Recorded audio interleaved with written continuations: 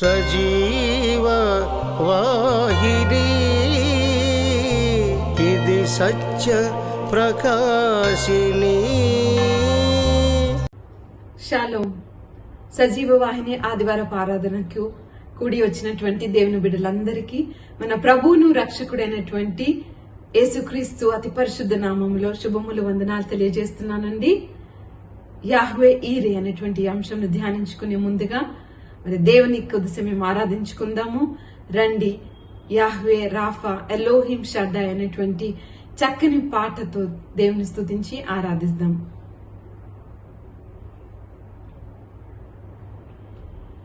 Yahweh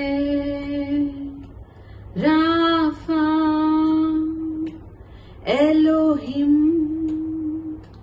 షడ్డాయ్ ఈరే అడోనాయ్ కనపరచును. Yahweh Rapha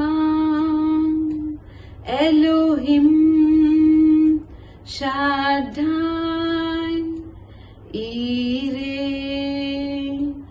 అడోనాయ్ కనపరచును.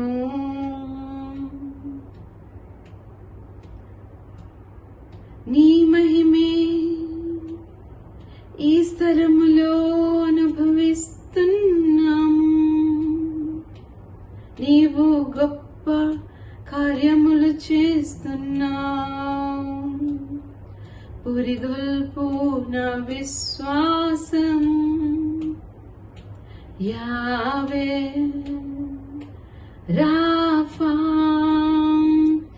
ఎలోహిం షడ్డాయ్ జైరా అడోనాయ్ కనపరచును. ఆరాధనలో దర్శించును, వెతుకుచున్నచు కనపరచును, తట్టుచుండగా నీకు తెరచును. ఆరాధనలో దర్శించును, వెతుకుచున్నచు కనపరచును, తట్టుచుండగా నీకు తెరచును. యాహ్వే రాఫా ఎలోహిం షడ్డాయ్ ఈరే అడోనాయ్ కనపరచును. యాహ్వే రాఫా ఎలోహిం షడ్డాయ్ ఈరే అడోనాయ్ కనపరచును. హల్లెలూయా. యాహ్వే ఈరే అనేటువంటి అంశంని దేవుని వాక్యంలో ధ్యానించుటకు ముందు చిన్న ప్రార్థన చేద్దాము. తలలు వంచి ఏకీభవించండి. సర్వశక్తి గల యాహ్వే, ప్రేమ గల పరలోకపు తండ్రి, నీ ఘనమైన నామానికి వందనాలు, స్తోత్రములు ప్రభా. ఈ ఆదివారపు సాయంత్రం నాయనా మీ వాక్యం ధ్యానించడానికి మీరు ఇచ్చిన మంచి సమయం కొరకు వందనాలు తండ్రి. ఇదిగో నాయన కొద్ది సమయం నీ వాక్యం ధ్యానిస్తుండగా వాక్యంలోని లోతైన సత్యాలను మర్మాలు గ్రహించలాగున మా అందరి మనోనేత్రాలను వెలిగించండి. నీ కుమార్తెను ప్రభా సిలువ చాటును మరుగుపరుచుకోనండి. నీ నోటికి నోరుగా బోరగా ఉంచండి. ఈ యొక్క ఆదివారపు ఆరాధన అంతట్లోనైనా ఆది నుండి అంతం వరకు మీరే అధిపతిగా ఉండి అధ్యక్షునిగా ఉండి నడిపించి ప్రభా మనందరినీ నాయన నీ వాక్కు వినికిడిలో దీవించగలరని సమస్త మహిమ మీకే ఆరోపిస్తూ నజరేయుడును సర్వశక్తి గల యేసు నామములో ప్రార్థించి పొందుకొని ఉంటున్నాము తండ్రి, ఆమేన్. హల్లెలూయా. యాహ్వే ఈరే అనేటువంటి హీబ్రూ పదమునకు యెహోవా చూచుకొనును, the Lord provides, the Lord will provide అనేటువంటి అర్థము సూచిస్తుంది. అయితే ఈ పదము మొట్టమొదటిగా ఎక్కడ వాడబడింది, ఎలాగ మరి ప్రభు ఆయన ఈ నామంని మనకు ప్రత్యక్షపరుచుకున్నారో రండి ధ్యానిద్దాము. ఆదికాండము 22వ అధ్యాయము మొదటి నుండి చదువుతున్నాను, దయచేసి గమనించండి. ఆ సంగతులు జరిగిన తరువాత దేవుడు అబ్రహామును పరిశోధించును. ఎట్లనగా ఆయన అబ్రహామా అని పిలువగా అతడు చిత్తము ప్రభువా అనెను. అప్పుడు ఆయన, నీకు ఒక్కడై ఉన్న నీ కుమారుని అనగా నీవు ప్రేమించు ఇస్సాకును తీసుకొని మోరియా దేశమునకు వెళ్లి అక్కడ నేను నీతో చెప్పబోవు పర్వతములలో ఒక దాని మీద దహన బలిగా అతని అర్పించవలను. తెల్లవారినప్పుడు అబ్రహాం లేచి తన గాడిదకు గంత కట్టి తన పనివారిలో ఇద్దరిని తన కుమారుడగు ఇస్సాకును వెంటబెట్టుకుని దహన బలి కొరకు కట్టెలు చీల్చి లేచి దేవుడు తనతో చెప్పిన చోటికి వెళ్ళెను. మూడవ నాడు అబ్రహాము కన్నులెత్తి దూరము నుండి ఆ చోటు చూచి తన పనివారితో, మీరు గాడిదతో ఇక్కడనే ఉండుడి, నేనును ఈ చిన్నవాడును అక్కడికి వెళ్లి దేవునికి మ్రొక్కి మరలా మీ యొద్దకు వచ్చేదమని చెప్పి దహన బలికి కట్టెలు తీసుకుని తన కుమారుడు ఇస్సాకు మీద పెట్టి తన చేతితో నిప్పును కత్తిని పట్టుకుని పోయిను. వారిద్దరు కూడి వెళ్ళుచుండగా ఇస్సాకు తన తండ్రి అయిన అబ్రహాముతో, నా తండ్రి అని పిలిచెను. అందుకతడు, ఏమి నా కుమారుడా అనెను. అప్పుడతడు, నిప్పును కట్టెలను ఉన్నవి గాని దహన బలికి గొర్రెపిల్ల ఏది అని అడుగగా అబ్రహాము, నా కుమారుడా, దేవుడే దహన బలికి గొర్రెపిల్లను చూచుకొనునని చెప్పెను. ఈ సందర్భం మనం గమనిస్తే మరి లేక తన 100వ సంవత్సరంలో కలిగినటువంటి తన ఒక్కడే కుమారుడైనటువంటి ఇస్సాకుని బలివమ్మని ప్రభు అంత చెప్పినప్పుడు అబ్రహాము విధేయత చూపించి ఆయన పని వాళ్ళని మరి ఆయన కుమారుని కట్టెలను నిప్పును కత్తిని అన్నిటినీ సిద్ధం చేసుకొని బయలుదేరి మోరీబా పర్వతానికి వెళ్తుండగా మరి ఆ మోరియా దేశంకు వెళ్తున్నప్పుడు దారిలో వాళ్ళకి జరిగిన సంభాషణ చూసినప్పుడు మరి అక్కడ అబ్రహాం గారి విశ్వాసం కనిపిస్తోంది. పని వాళ్ళని అక్కడ ఆగిపోమని చెప్పేసి కుమారుని తీసుకుని వెళ్తుండగా మరి దారిలో కుమారుడు అడిగిన ప్రశ్న, తండ్రి మరి కట్టెలున్నాయి, కత్తి ఉంది, మరి దహన బలికి గొర్రెపిల్ల ఏది నాయన అడిగినప్పుడు, నా కుమారుడా, దేవుడే చూసుకుంటారు, ఆయన తన దహన బలి కోసం గొర్రెపిల్లను ఆయన ఏర్పాటు చేసుకుంటారు అని ఒక విశ్వాసపు మాటను పలికి అబ్రహాం గారు మరి కుమారుని తీసుకుని వెళ్తున్నారు. తండ్రి హృదయంలో ఎంతో దుఃఖం ఉండుంటది, కానీ ఆయన మరి ఇమోషన్స్ బట్టి మూవ్ అవ్వకుండా ఫెయిత్ లో మూవ్ అవుతూ, నేను ఈ కుమారుని ఇచ్చినా తిరిగి మరలా ఆయన మరి పునరుద్ధానం కలుగజేసిన కుమారుని నాకు ఇస్తారు, లేదా అదే స్థానంలో ఇంకొక కుమారుని ఇస్తారు, లేదా దహన బలికి ఇంకొక గొర్రెపిల్లను ఆయనే చూసుకుంటాడు, ఆయనే ఏర్పరుస్తాడు.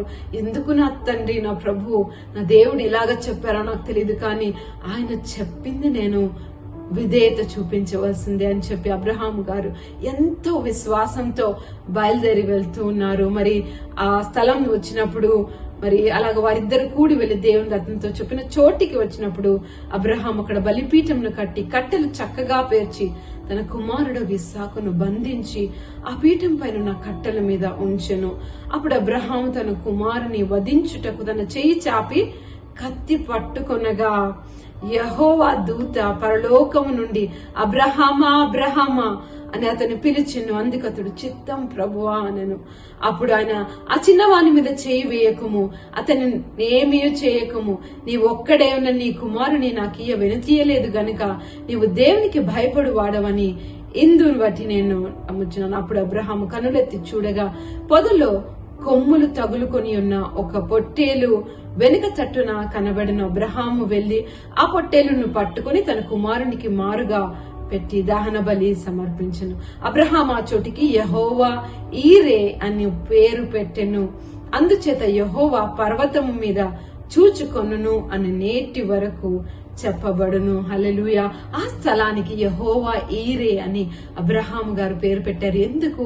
దేవుడే చూచుకొనును నమ్మారు కదండి. మరి దేవుడు చూసుకున్నారు. అబ్రహామా, నువ్వు నీ ఒక్కడే కుమారుని ఇవ్వడానికి కూడా వెనుతిరగలేదు కదా, కాబట్టి ఇదిగో నీ కుమారునికి స్థానంలో ఇదిగో అక్కడ ఒక మరి గొర్రెపిల్ల ఉన్నది, దానిని తీసుకొని ఆ గొర్రె పొట్టేలుని నువ్వు దహన బలిగా సమర్పించు అని చెప్పి దేవుడు ఆయనకి ఏమి కావాలో దాన్ని సమకూర్చి ఆయన మరి ఒక్కడే కుమారుని ఇస్సాకుని తప్పించి విడిపించి ఆయన స్థానంలో ఆ గొర్రెపిల్లని ఉంచడం గమనిస్తున్నాము. ఆ గొర్రెపిల్ల యేసుక్రీస్తు వారికి సూచనగా ఉంటున్నది. మన స్థానంలో దేవుని బిడ్డలమైన మనము మరి మన పాపములను బట్టి నశించిపోకుండా నిత్య మరణంలోనికి వెళ్లిపోకుండా దేవుడు లోకం ఎంతో ప్రేమించి ఆయన అద్వితీయ కుమారుడైన యేసుక్రీస్తుని లోకంలోనికి పంపించి ఆయనను దహన బలిగా మన పక్షంలో సమర్పించినారు. దేవునికి వందనాలు చెల్లిద్దామా? హల్లెలూయా, ప్రైజ్ ది లార్డ్. మరి అలాంటి సందర్భంలో పెట్టబడిన పేరు యెహోవా ఈరే, యాహ్వే జైరా అంటాం. మనం ఇంగ్లీష్ లో చూస్తే యాహ్వే జైరా అన్న పదానికి దేవుడే చూచుకున్నాడు. The Lord will provide or the Lord provides అనేటువంటి అర్థం ఉంది. ఇదిగో ఈ రోజు మీకు ఏం అక్కరగా ఉన్నది, ఈ రోజు మీరు ఏ లోటులో ఉన్నారు, ఈ రోజు మీకు ఏమి ఆశ కలిగి ఉన్నారు, ఈ రోజు మీ కోరిక ఏంటి, ఈ రోజు మీ అవసరం ఏంటి? దేవుని వాక్యం సెలవిస్తుంది కదా, ఫిలిప్పీలకు రాసిన పత్రిక 4వ అధ్యాయం 19వ వచనంలో, దేవుడు తన మహిమైశ్వరం చొప్పున క్రీస్తు యేసునందు మహిమలో మీ ప్రతి అవసరమును తీర్చును. హల్లెలూయా. ఈ యొక్క అవసరం తీరుస్తాడు, నెక్స్ట్ టైం మీరే చూసుకోవాలి అని చెప్పట్లేదు వాక్యం. మీ ప్రతి అవసరాన్ని దేవుడు మీ సామర్థ్యం చొప్పున కాదు గాని తన మహిమైశ్వరం చొప్పున క్రీస్తు యేసునందు మహిమలో ప్రతి అవసరాన్ని తీరుస్తానే దేవుని వాగ్దానం చేస్తున్నారు. మరి మత్తయి రాసిన సువార్త 7వ అధ్యాయము 7వ వచనం నుండి మనం గమనిస్తే, అడుగుడి మీకు ఇయ్యబడును, వెదకుడి మీకు దొరుకును, తట్టుడి మీకు తీయబడును. అడుగు ప్రతి వాడును పొందును, వెదకువానికి దొరుకును, తట్టువానికి తీయబడును. మీలో ఏ మనుషుడైనను తన కుమారుడు తన రొట్టె అడిగిన ఎడల వానికి రాతినిచ్చునా, చేపను అడిగిన ఎడల పామునిచ్చునా?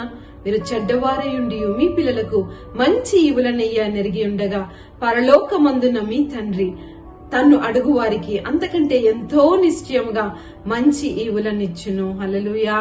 దేవుడు మంచి తండ్రి అని మనం గుర్తించాలి. మనము ఈ లోక సంబంధమైన తల్లిదండ్రులు ఎద్దే మనం ఎంతో కాన్ఫిడెంట్ గా ఉంటాం. అడిగితే వాళ్ళ సామర్థ్యం చొప్పున మన తల్లిదండ్రులు ఖచ్చితంగా ఇస్తారనే ఒక నమ్మకం మనం కలిగి ఉంటాం. మరి సర్వశక్తి గల దేవుడు, సర్వము చేయగలిగిన సర్వాధికారి యొక్క దేవుడు మన తండ్రి అయి ఉంటుండగా, మంచి తండ్రి అయి ఉంటుండగా, ఆ తండ్రి మనం అడిగినప్పుడు ఇవ్వకుండా, అందుకే ఒక చక్కని పాట ఉందండి. మరి తెలుగులో మనం చూస్తే, నిజముగా మొరపెట్టినా దేవుడాలకించకుండునా, సహనముతో కనిపెట్టినా సమాధానమివ్వకుండునా, జీవము గల దేవుడు మౌనముగా నుండునా, తన పిల్లల కాయన మేలు చేయకుండునా, సృష్టికర్త అయిన వానికి మన అక్కర తెలియకుండునా, జీవము గల దేవుడు మౌనముగా నుండునా, తన పిల్లల కాయన మేలు చేయకుండునా, తన పిల్లల కాయన మేలు చేయకుండునా. హల్లెలూయా. దేవుడు మన పరమ తండ్రి అండి. మనకు మేలు చేయకుండా ఆయన ఉంటారా? తను ఆశ్రయించు వారికి ఏ మేలు కొదువనిదని వాక్యం సెలవిస్తా ఉంది. కాబట్టి మరి మనము విశ్వాసముతో, నిరీక్షణతో మనం నిజముగా ఆయనకు మొరపెట్టిన ఎడల మన తండ్రి ఖచ్చితంగా మన ప్రతి అక్కరనే తీరుస్తారండి. మనకు అడిగి ఊహించిన దానికంటే అత్యధికంగా చేయగలిగినటువంటి దేవుడు ఆయన. హల్లెలూయా. దేవుని వాక్యం సెలవిస్తా ఉంది.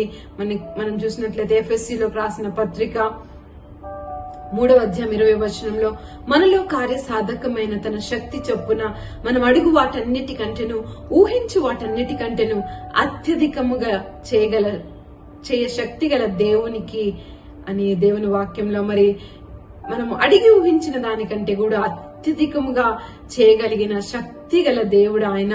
మనము మరి అలాంటి దేవునికి క్రీస్తు యేసు మూలంగా సంఘములలో తరతరములు సదాకాలం మహిమ కలుగునుగాక. ఆమేన్.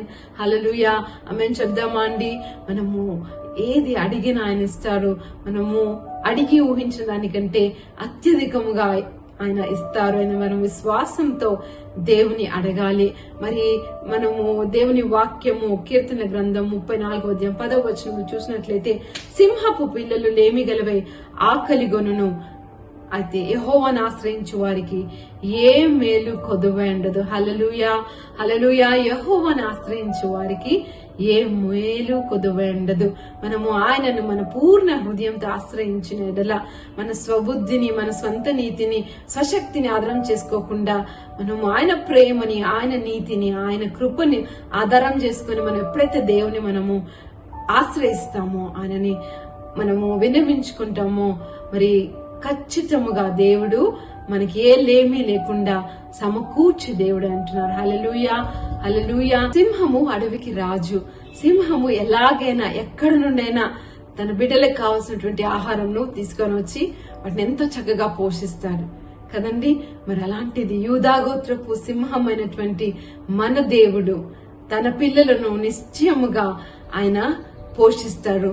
ఆయన మన పోషకుడు, మన సహాయకుడు, భాగ్యం సంపాదించుకున్నటకు మనకు సామర్థ్యం కలుగజేసేటువంటి శక్తి కలిగిన దేవుడు, మనకు మన అక్కరలన్నింటినీ తన మహిమైషంలో తీర్చేటువంటి గొప్ప నాదుడు, గొప్ప దేవుడు, గొప్ప తండ్రి మనకుండగా మరి ఈరోజు దేని గురించి దిగులు పడుతున్నారు? దేని గురించి మీరు బాధపడుతున్నారు? ఏ అక్కర గురించి మీరు ఆవేదన పడుతున్నారు? ఆయన సన్నిధానంకి వచ్చి ప్రార్థన చేసినట్లయితే ఆయన మన అక్కలు తీర్చరా, మన అవసరతలు తీర్చరా? 155వ కీర్తన 15వ వచనం గమనిస్తే, సర్వజీవుల కన్నులు నీ వైపు చూచుచున్నవి, తగిన కాలమందు నీవు వారికి ఆహారం ఇచ్చుదువు అని దేవుని వాక్యం సెలవిస్తా ఉన్నది. దేవుడు సర్వజీవులకు ఆహారము తగిన సమయంలో ఆకలిని అనుసరించి ఆయన సమకూర్చే దేవుడే అంటున్నారు. మరి సృష్టిలో ఉన్న ప్రతి జీవి గురించి అంత కేర్ కలిగిన దేవుడు, అంత కన్సర్న్ కలిగిన దేవుడు, ఆయన రూపంలో, ఆయన పోలిక చొప్పున, ఆయన స్వరూపంలో చేసుకున్న మనలను గురించి ఆయన శ్రద్ధ కలిగి లేరా?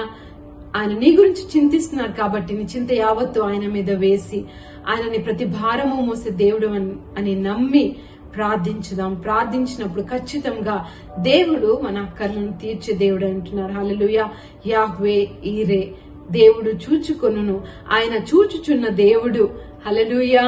ఆయన నువ్వు ఏ సమస్య గుండా వెళ్తున్నావు, నీ ఏ అక్కర గుండా వెళ్తున్నావు, ఏ లేమిని నువ్వు అనుభవిస్తున్నావు, ఏ లేటుపాటులో నువ్వు ఉన్నావు, ఆయన చూచుచున్న దేవుడు. చూచి మాత్రం ఉరికినే దేవుడు కాదండి, ఆయన చూచుకునే దేవుడు, ఆయన సమకూర్చే దేవుడు, ఆయన మనకు కావలసినవన్నీ కూడా మనకు దయచేసి మనల్ని పోషించే దేవుడు. హల్లెలూయా.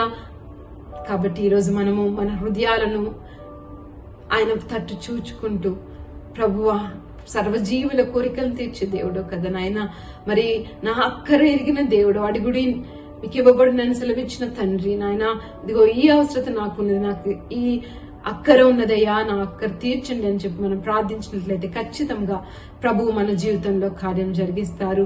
కాబట్టి నమ్మి ఆఖరిలో జరిగేటువంటి ప్రార్థనలు ఏకీభవించండి. మీకు ఏం అక్కరగా ఉంది, ఏం కొద్దిగా ఉంది, మీ అవసరత ఏదైనప్పటికీ అది శారీరకమైనదా, మానసికమైనదా, మరి ఆర్థికమైనదా, సామాజికమైనదా, ఎలాంటి అవసరత గుండా అక్కర గుండా మీరు వెళ్తున్నారో అవన్నిటినీ దేవుడు ఖచ్చితంగా తీరుస్తారు. హల్లెలూయా.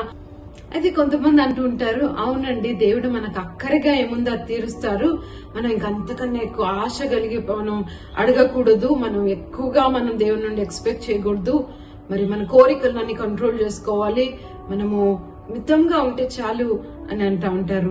అయితే దేవుని వాక్యం ఏం సెలవిస్తుందో చూద్దాం. కీర్తన గ్రంథం 37వ అధ్యాయం 4వ వచనంలో మనం చూస్తే, యెహోవాను బట్టి సంతోషించుము, ఆయన నీ హృదయ వాంఛలను తీర్చును. హల్లెలూయా.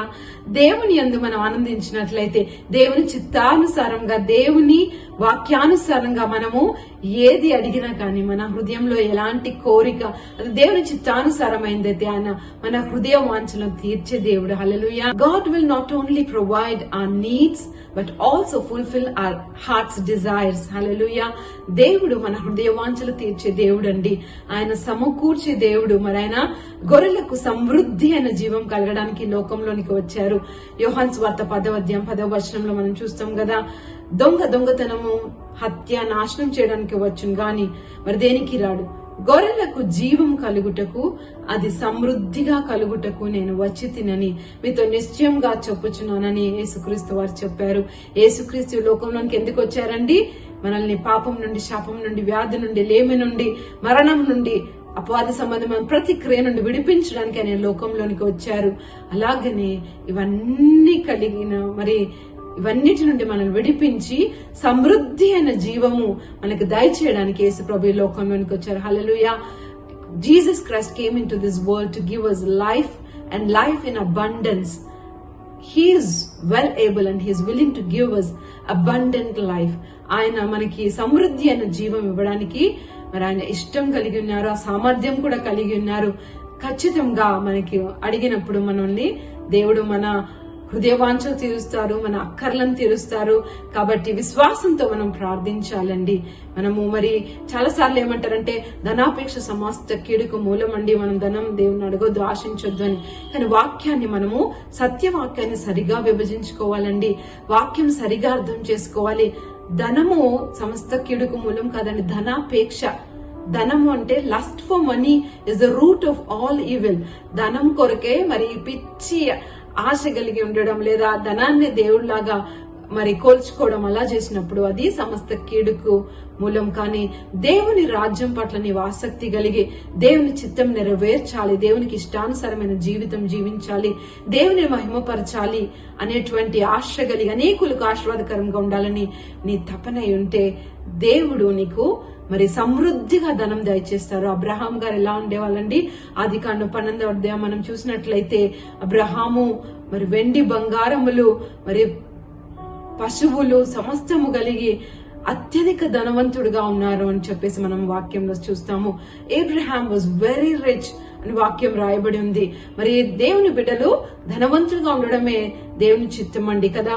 మరి కాబట్టి ధనము కీడుకు మూలం అనేసి ఒక భ్రమలో ఉండి పేదరికంనే ఒక దేవునిగా తలుచుకుంటూ పేదరికంలో ఉండడం దేవుని చిత్తం కాదండి. దేవుని బిడ్డలు ఎప్పుడు కూడా సమృద్ధి అయిన జీవము కలిగి ఉండడము దేవుని చిత్తము. హల్లెలూయా. మనము మరి అబ్రహాము వలె మనం కూడా సమృద్ధిగా ఆశీర్వదింపబడి అనేకులకు ఆశీర్వాదకరంగా ఉండడము దేవుని చిత్తము. దేవుని రాజ్యమునకు మనము కనెక్ట్ చేసుకోవడం అనేది చాలా ఇంపార్టెంట్. మనము మరి మన పిడికిల్ని బిగించేసి నాకు, నాది, నేను, నా కుటుంబం అని మనం ఎప్పుడైతే స్వార్థంతో మనము అడుగుతామో, మనం మరి స్వకీయ దురాశలను బట్టి అడుగుతామో అప్పుడు మనకి దొరకదు. కానీ ఎప్పుడైతే మన గుప్పిలి విప్పి మనము ఇతరులకు ఇవ్వడానికి ఆశ కలిగి ఉంటామో, మరి ఉత్సాహంగా దేవుని కొరకు, ఆయన సంఘం కొరకు, ఆయన వాక్యం కొరకు, ఆయన పరిచర్య కొరకు ఇవ్వడానికి ఇష్టం కలిగి ఉంటామో, గుప్పిలి విప్పే వారిగా ఉంటామో దేవుడు మన చేతిని నింపుతాడండి. హల్లెలూయా. మరి వాట్ మ్యాటర్స్ ఇస్ ఆ మోటివ్. హల్లెలూయా. మనము దేని కొరకు దేవుని ధనం అడుగుతున్నాము? అనేకులను ఆకలి తీర్చాలి ప్రభువా, అనేక మంది మరి వికలాంగులను, అనాథలను ఆదుకోవాలి నాయన, అక్కర్లు ఉన్న వారికి ఇవ్వాలి ప్రభువా. నేను ఎప్పుడు కూడా నాయన మరి ఇతరుల దగ్గర చేయి చాపొద్దు గాని ఇచ్చే చేతిగా నా చేతులు చేయండి నాయన, నేను మహింపరిచే జీవితంగా నా జీవితం చేయండి అని మనము ఆశ కలిగి ఉంటే ఖచ్చితంగా దేవుడు మరి మనకి సమృద్ధిని దయచేస్తారు, సకల దీవెనలు దయచేస్తారు. యాహ్వే ఈరే, ఆయన చూచుకునే దేవుడు, సమకూర్చే దేవుడు. The Lord who provides will provide all your needs. He will fulfill all your heart's desires. Just stay connected with the kingdom of God. Stay connected with the word of God. Stay committed to the will of God. And let pleasing God be your determination in life. దేవుని మరి సంతోష పెట్టాలి, దేవుడు నా జీవితాన్ని బట్టి ఆయన మహిమపరచబడాలని తపన కలిగి ఆశ కలిగి ఉన్నట్లయితే ఖచ్చితంగా దేవుడు అత్యధికంగా ఆశీర్వదించి హెచ్చించి ఘనపరిచి అనేకులకు ఆశీర్వాదకరంగా మనల్ని మలుచుకుంటారు. అయితే ఈరోజు ఏం అక్కరలో మీరున్నారు? ఈరోజు రండి ప్రార్థన చేద్దాము. ప్రభువు గొప్ప కార్యాలు చేయబోతున్నారు. నమ్మి విశ్వసించి అద్భుతాలను పొందుకొనండి. మరి మీరు పొందుకునే అద్భుత సాక్ష్యములను కూడా మాతో పంచుకోనండి. అలాగనే విశ్వాసంతో అడగండి. ఈరోజు there is no limitation to faith. మీరు నమ్మగలిగితే ఈరోజు మీరు కార్యం చూస్తారు.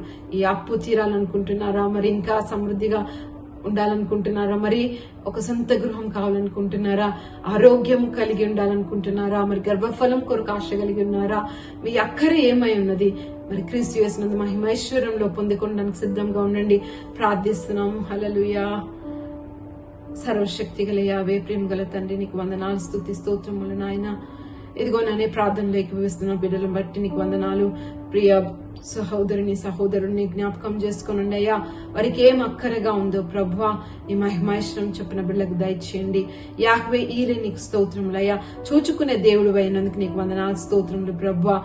నాయనా మరి అబ్రహాం గారికి సాకు స్థానంలో ప్రభువా మీరు ఒక గొర్రె పొట్టేలుని మీరు దయచేసిన దేవుడు అయ్యా. మాకు ఏది ఎప్పుడు ఎక్కడ ఏం అవసరం అన్ని ఎరిగిన దేవుడు అయ్యా. అయినప్పటికీ అడిగుడి మీకు ఇవ్వబడును అన్నారు తండ్రి. ఇదిగో మేము బిడ్డల పక్షం నుండి అడుగుచున్నాము తండ్రి. అయ్యా బిడ్డలకి ఏం అక్కరగా ఉందో, ఏం కొదువుగా ఉందో, ఏం లేమి ఉందో వారి జీవితాల్లో ప్రభా సమస్తమును భర్తీ చేయండి. Elohim fill there lifes with abundance lord God father. నాయన వారిని సమృద్ధి అయిన జీవంతో ఆశీర్వదించండి. వారి సకల అక్కరలను నీ మహిమేషము తీర్చండి నాయన. వారి హృదయ వాంఛలను తీర్చండి. దేవుని రాజ్యం కొరకు ఇతరులకు ఆశీర్వాదకరంగా ఉండుటకు వారి కలిగి ఉన్న ఆ కోరికలను సిద్ధింప చేయండి. ఆ ఆలోచన యావత్తును సఫలపరచండి తండ్రి. నీకు వందనాలు స్తోత్రములు. సమకూర్చే దేవుడు అయినందుకు వందనాలు. అడిగి ఊహించిన దానికంటే అత్యధికంగా ఇచ్చే దేవుడు అయినందుకు వందనాలు. ఉద్యోగాలు అవసరమైన వారికి ఉద్యోగం దయచేయండి ప్రభా. ప్రభుత్వ ఉద్యోగాలు కావాలని ఆశపడుతున్న బిడ్డలకు వారి హృదయ వాంఛను తీర్చండి తండ్రి. సొంత గృహముల కొరకు ఎదురు చూసిన బిడ్డల కట్టి భాగ్యం దయచేయండి తండ్రి. నాయన గొర్రెలకు జీవం కలుగుటకు సమృద్ధిగా కలగడానికి మీరు లోకంలోనికి వచ్చారయ్యా. మేము అడిగితే ఇస్తా అన్నారు తండ్రి. ఖచ్చితంగా ఇస్తారు ప్రభా. నాకు మొర పెట్టుమని నీకు ఉత్తరం ఇస్తానని వాగ్దానం ఇచ్చిన దేవుడు తండ్రి. భాగ్యం సంపాదించుకుంటూ సామర్థ్యం కలుగజేసే దేవుడు అయినందుకు నీకు వందనాలయ్యా. అటు దీవెనలన్నీ ప్రభా నాయన సజీవ వాహిని శ్రోతలకు అందరికి దయచేయండి నాయన. సజీవ వాహిని భాగస్వాములందరి పైన నీ కటాక్షంను మెండుగా కుమ్మరించము తండ్రి. నీకు వందనాలయ్యా. మరి డైరెక్టర్ గారిని, ఈ పరిచయలో పాలిభాగస్వాములైన ప్రతి బిడ్డని పేరు పేరు వరుస దీవించండి, ఆశీర్వదించండి అయ్యా. రానున్న దినాలు ఇంకా అనేకులకు ఆశీర్వాదకరంగా ఉండేలాగున ఈ పరిచయను నాయన మరి విస్తరింప చేయండి. సరిహద్దులను విశాలపరచండి, దీవించండి, ఆశీర్వదించండి. ఇన్ఫినిట్ వర్షిప్ సెంటర్ ని దీవించండి. ఇన్ఫినిట్ వర్షిప్ మినిస్ట్రీని ఆశీర్వదించండి అయ్యా. ఇన్ఫినిట్ థియలాజికల్ మినిస్ట్రీని దీవించండి. వారియర్స్, కాంకరర్స్ నైనా ఇంకా అనేక నామంలో జరుగుతున్న మీ సేవా పరిచయాలు అన్నింటినీ మీరు దీవించండి, ఆశీర్వదించండి, ఫలభరితం చేయండి. అనేక ఆత్మలు రక్షింపబడడానికి, రక్షణ లేని బిడ్డలు రక్షణలోనికి వచ్చి విశ్వాసంలో బలపడడానికి నీ కృప దయచేయండి. సంఘం ఎత్తబడుటలో మేమందరం కూడా ఉండటకు నీ కృప దయచేయండి అయ్యా. మేము సిద్ధపడనీకు సిద్ధపరచకు నీ కృప దయచేయండి తండ్రి. ఇంకనూ నాయన మేము వాక్యంలోను, ఆత్మలోను, విశ్వాసంలోను ఇంకొక అడుగు ముందుకు వెళ్ళడానికి, ఇంకొక అడుగు లోతుగా వెళ్ళడానికి, నేను లోతుగా తెలుసుకోవడానికి నీ కృప దయచేయండి అని ప్రార్థిస్తూ సమస్త మహిమ గంత ప్రభావాలు మీకే ఆరోపిస్తూ నజరేయుడును సర్వశక్తి గల యేసు నామములో అడిగి పొందుకుని ఉంటున్నాము తండ్రి. ఆమేన్, ఆమేన్. Praise the Lord. అందరికీ వందనాలండి. షాలోమ్.